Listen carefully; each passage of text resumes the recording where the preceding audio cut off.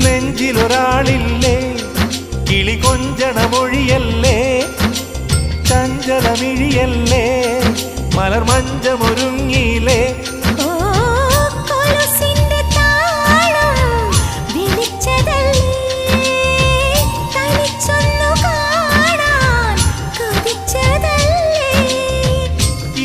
ഇടവഴിക്കാട്ടിലെ ഇലഞ്ഞിതൻ ചോട്ടിലെ ഇക്കിളി മൊട്ടുകൾ നുള്ളിയെടുക്കാൻ ഇന്നും ഒരാശയില്ലേ